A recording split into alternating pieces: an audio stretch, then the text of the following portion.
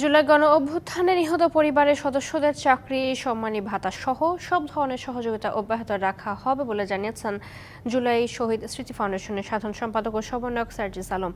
আর সমাজ কল্যাণ উপদেষ্টা শারমিন মুর্শিদ বলেছেন, গণ অভ্যুত্থানে আত্মত্যাগকারীদের সর্বোচ্চ সম্মাননা দেবে সরকার। জুলাই গণ অভ্যুত্থানে নিহতদের পরিবারকে চেক প্রদান অনুষ্ঠানে তারা এসব কথা বলেন।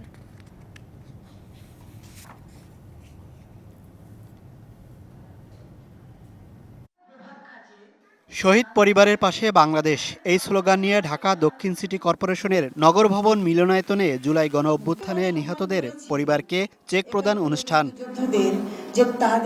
নিহতদের প্রত্যেকের পরিবারকে ৫ লাখ টাকার চেক দেওয়া হয় অনুষ্ঠানে।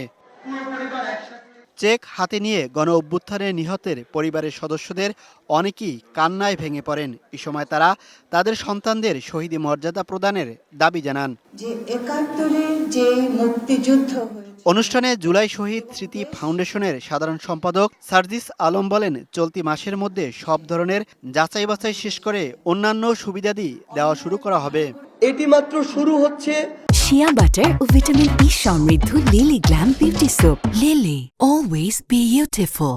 পর্যায়ক্রমে ধাপে ধাপে সেটা আর্থিক সহযোগিতা হোক, দীর্ঘমেয়াদী পুনর্বাসন হোক, আমাদের যারা শহীদ ভাইদের পরিবার থেকে অন্তত একজন বিভিন্ন জায়গায় তাদের চাকুরির ব্যবস্থা হোক, আমাদের যারা আহত ভাইরা রয়েছেন তাদের পুনর্বাসন, কিংবা দীর্ঘমেয়াদে সম্মানী ভাতা থেকে শুরু করে সকল পরিকল্পনায় আমাদের মধ্যে রয়েছে। সমাজ কল্যাণ উপদেষ্টা শারমিন চৌধুরী জানান, গণ অভ্যুত্থানে আত্মত্যাগকারীদের সর্বোচ্চ সম্মাননা দেওয়া হবে।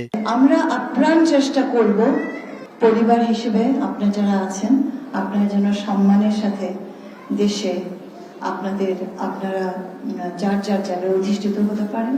আমাদের মুক্তিযোদ্ধাদেরকে সম্মান দিতে শিখেছি, আমরা সেই সম্মানটা দেব। যতদিন আহত ও নিহতের পরিবার থাকবে ততদিন তাদের সহযোগিতা করা অব্যাহত থাকবে বলেও জানানো হয় অনুষ্ঠানে। Mohaiminul Khan Apu, DBC news, Dhaka.